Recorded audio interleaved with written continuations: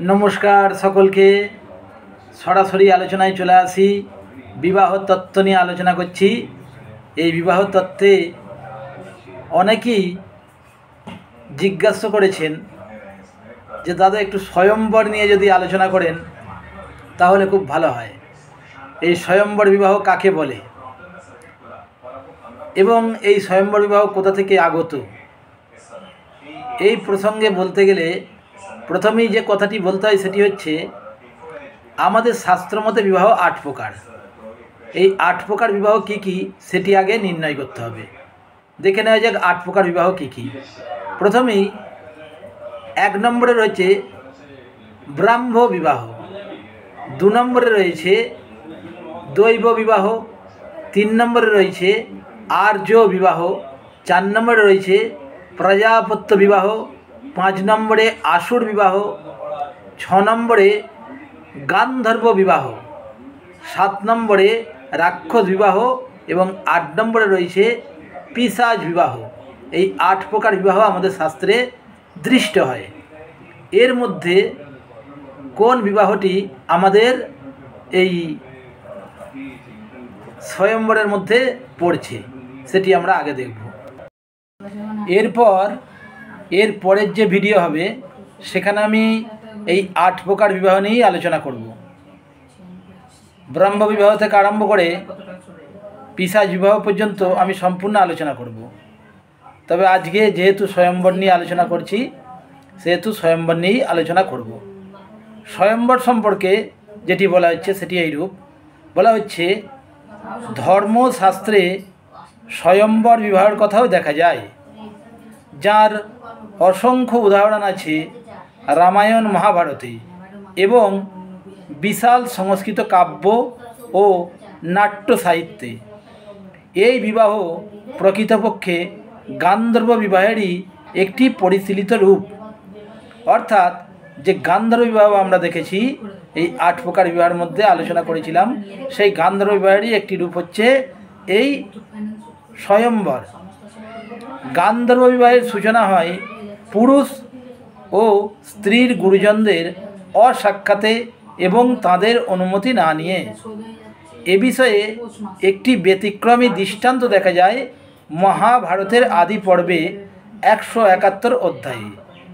সেখানে বলা হচ্ছে, রাজা সংবরণ সূর্যতনয়া তপতিকে দেখে কাম মোহিত হয়ে তাকে বারবার কামনা করতে লাগলেন। তপতিকে তার কাছে আসার জন্য তাকে বহু অনুরোধ করলেন এবং বললেন, গান্ধর্বেন বিবাহেন মামু পেহি বরাঙ্গনে বিবাহানাং হিরম্ভরু গান্ধর্ব শ্রেষ্ঠ উচ্চতে। অর্থাৎ হে বরাঙ্গনে, গান্ধর্ব বিবাহের রীতি অনুসারে তুমি আমাকে বিবাহ করো। হে রম্ভরু, বিবাহ সমূহের মধ্যে গান্ধর্ব বিবাহই শ্রেষ্ঠ বলে বিবেচিত হয়। তপতিও রাজার প্রণয়ে মুগ্ধ হয়েছিলেন, কিন্তু তিনি রাজাকে বললেন, হে মহারাজ, আমার পিতা বর্তমান এবং আমি অবিবাহিতা, অতএব আমি স্বেচ্ছাচারিণী হতে পারি না। ন চাহমিহা দেহস্য তস্মাৎ নিপতি সত্তম সমীপং নভো গচ্ছামি ন স্বতন্ত্রা হি যসিত। তিনি বললেন, হে নিপট শ্রেষ্ঠ, আমি আমার শরীরের প্রভু নয়, আমি পরাধীন। এই কারণে আপনার কাছে আমি যেতে পারছি না, কারণ স্ত্রীলোকের কখনোই স্বাতন্ত্র্য অবলম্বন করা উচিত নয়। তপতি আরও বললেন, আপনার মতো বিখ্যাত কুলেজাত রাজাকে পতিরূপে লাভ করা আমার সৌভাগ্যের বিষয়, কিন্তু পিতার অজ্ঞাতে আমার কিছুই করণীয় নেই। তাই আপনি আমার পিতা সূর্যদেবের কাছে আমাকে লাভ করার জন্য প্রার্থনা করুন। তিনি যদি স্বীকার করেন তাহলে আমি চিরকাল আপনার বশবর্তিনী হয়ে থাকব। বীর মিত্রদয়ে বলা হয়েছে, ইতিহাস পুরাণাদিতে যে স্বয়ंवर বিবাহের উল্লেখ পাওয়া যায় তা গান্ধর্ব বিবাহ ছাড়া আর কিছুই নয়। এটি রয়েছে বীর মিত্রদয়ে।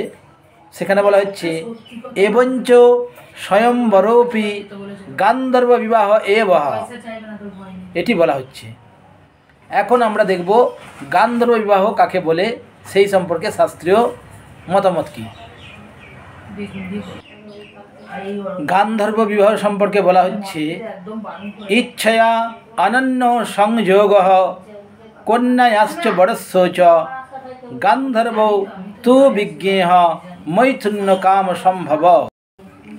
অর্থাৎ গুরুজনদের অসাক্ষাতে এবং তাদের সম্মতির অপেক্ষা না রেখে কন্যা ও বর উভয়ে পরস্পরের অনুরাগবশত মৈথুন্য স্বেচ্ছায় যে মিলন ঘটে তাকে গান্ধর্ব বিবাহ বলে। মহাভারতে বলা হয়েছে, যখন কন্যার মাতা পিতা নিজেদের অভিপ্রেত বরকে ত্যাগ করে কন্যার অভিপ্রেত যে ব্যক্তি কন্যাকেও কামনা করে এমন বরের সাথে সেই কন্যার বিবাহ দেন, সেই বিবাহকে গান্ধর্ব ধর্ম অর্থাৎ গান্ধর্ব বিবাহ বলা হয়। এটি রয়েছে অনুশাসন পর্বের 44/5। আবার আরেকটি দিক থেকে বলা হচ্ছে সকামা নারীর সাথে সকাম পুরুষের গোপনে মন্ত্রহীন গান্ধর্ব বিবাহ এবং সমাগম ধর্মহানিকর নয়, বরং ক্ষত্রিয়ের পক্ষে শ্রেষ্ঠ। এটিও রয়েছে মহাভারতের আদি পর্ব 93/87। অর্থাৎ এই যে ক্ষত্রিয় যারা রয়েছেন তাদের পক্ষেই গান্ধর্ব বিবাহ শ্রেষ্ঠ, এরূপ বলা হচ্ছে। আমরা জানতে পারলাম গান্ধর্ব বিবাহ সম্পর্কে। এরপর আরও যে বিষয় উত্থাপিত করব সেগুলি এইরূপ। বাৎসায়ন তার কামসূত্রে গান্ধর্ব বিবাহকে শ্রেষ্ঠ বিবাহ বলে উল্লেখ করেছেন, কারণ এই বিবাহ প্রেম সম্ভূত।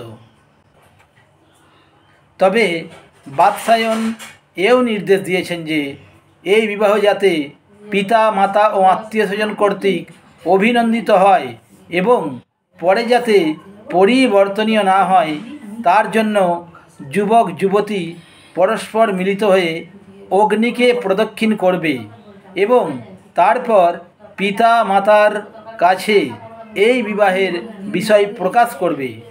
স্বয়ম্বর বিবাহে পিতামাতার জ্ঞাতসারী কন্যা তার পতিকে নির্বাচন করতে পারে।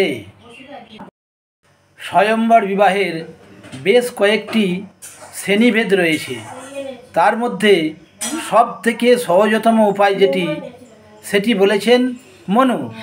সেখানে বলা হচ্ছে বিন্দেত সদৃশং পতিম, অর্থাৎ উপযুক্ত বিবাহের সময় চলিয়া গেলে কন্যা তার উপযুক্ত পতি নির্বাচন নিজেই করতে পারেন, অর্থাৎ স্বয়ং কন্যা পতি নির্বাচন করতে পারেন, অর্থাৎ স্বয়ং বর নির্বাচন করতে পারেন। এর জন্যেই এর নাম স্বয়ংবর। এরপর আসব বিভিন্ন স্মৃতিকারদের যে মতামত সেই সম্পর্কে। প্রথমেই আসব বশিষ্ঠ ধর্মসূত্র এবং বৈধায়ন ধর্মসূত্র। সেখানে বলা হচ্ছে যে পিতামাতার দ্বারা ঠিক সময়ে কন্যা সম্প্রদত্তা না হলে ওই কন্যা যদি যথাকালে নিজেই কোনো পুরুষকে প্রতিরূপে বরণ করে তবে তার ফলে ওই কন্যা তার পিতা মাতা ভ্রাতাদের দেওয়া অলঙ্কারাদি নিয়ে প্রতিগৃহে যেতে পারবে না, অর্থাৎ অলঙ্কার নিয়ে সে প্রতিগৃহে যেতে পারবে না। ওরকম করলে তা চৌর্য বৃত্তিরূপে পরিগণিত হবে। অর্থাৎ তুমি বিবাহ করো কিন্তু অলঙ্কারাদি তুমি নিয়ে যেতে পারবে না। এই রকম স্বয়ম্বরের উল্লেখ রয়েছে বশিষ্ঠ ধর্মসূত্রে বা বৈধায়ন ধর্মসূত্রে। এরপর যাজ্ঞবল্ক্য সংহিতা যেটা বলা হচ্ছে সেখানে বলা হচ্ছে পিতা মাতা প্রভৃতি সম্প্রদানকারীর অবর্তমানে কন্যা নিজেই মনোমতো পাত্রে আত্মসমর্পণ করতে পারবে। এই জাতীয় স্বয়ম্বর যে কোনো বর্ণের কন্যার পক্ষেই প্রযোজ্য। এটি বলা হচ্ছে যাজ্ঞবল্ক্য সংহিতায়। এরপর আরও সুন্দরভাবে বলা হচ্ছে এই গান্ধর্ব বিবাহ কিন্তু যুগ্মভাবে কিছু ক্ষেত্রে রাক্ষস বিবাহের সঙ্গেও মিলিত হয়ে যায়।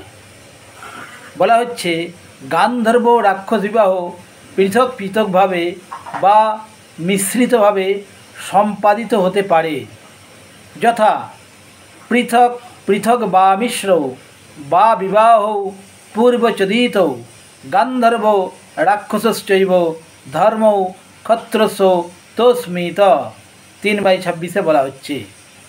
ক্ষত্রিয়ের পক্ষে উভয়ই ধর্মজনক, মানে গান্ধর্ব বিবাহ এবং রাক্ষস বিবাহ উভয়ই ধর্মজনক।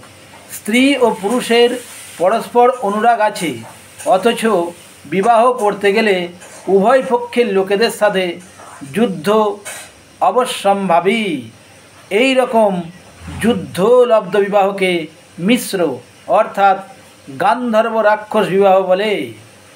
উদাহরণস্বরূপ বলা যায় দুষ্মন্ত ও শকুন্তলার বিবাহ কেবলমাত্র গান্ধর্ব বিবাহ, বিচিত্রবীর্য ও অম্বিকার বিবাহ কেবলমাত্র রাক্ষস বিবাহ এবং অর্জুন ও সুভদ্রার বিবাহকে মিশ্র বা গান্ধর্ব রাক্ষস বিবাহ বলা হয়। এই ক্ষেত্রে একটি জায়গায় বলা হচ্ছে প্রাচীনকালে স্বয়ম্বর প্রথার ব্যাপক প্রচলন ছিল, এ বিষয়ে কোনো সন্দেহ নেই। মহাভারতের আদি পর্ব 195/7 দেখি স্বয়ম্বর বিবাহের ক্ষেত্রেও শাস্ত্র অনুসারে হোম ও সপ্তপদী গমনাদি ক্রিয়ার অনুষ্ঠান করতে হতো। এই সম্পর্কে কী বলা হচ্ছে সেটি আমরা দেখব। কেন হোম এবং সপ্তপদী অনুষ্ঠান করা হচ্ছে। এই বিবাহ সম্পর্কে অতীব সুন্দর একটি কথা বশিষ্ঠ বচনে উল্লেখ আছে। সেখানে বলা হচ্ছে শক্তির দ্বারা অথবা যেভাবেই স্ত্রী সংগ্রহ করা হোক না কেন, তাকে মন্ত্র উচ্চারণপূর্বক বিবাহ সংস্কারাদির মাধ্যমে বিবাহ করতেই হবে। তা না হলে তাকে কন্যাজ্ঞানে বিধিপূর্বক অন্য কোনো ব্যক্তির হাতে সমর্পণ করতে হবে। অর্থাৎ সেক্ষেত্রে যদি ওই বিবাহ সংস্কারটি না করা হয় উপযুক্ত মাধ্যমে, তাহলে তাকে কন্যা জ্ঞান করে বিধিপূর্বক অন্য কোনো ব্যক্তির হাতে সমর্পণ করতে হবে। সেই সম্পর্কে বশিষ্ঠ যেটি বলছেন সেটি এইরূপ, বলাচ্ছেদ প্রহীত কন্যা মন্ত্রই যদি না সংস্কৃতা অন্নস্ময়ী বিধিবদ্ধেয়া যথা কন্যা তথৈব সা। আজ এই পর্যন্তই। সকলে ভালো থাকুন। এর পরের ভিডিও লক্ষ্য করুন, সেখানে অষ্টপ্রকার বিবাহ সম্পর্কে আলোচনা করব। ভালো লাগলে ভিডিওটি শেয়ার করবেন, লাইক করবেন, কমেন্ট করে আপনাদের অমূল্য মতামত জানাবেন, সাবস্ক্রাইব করে নোটিফিকেশন অল করে দেবেন। পুনর্বার সকলকে নমস্কার।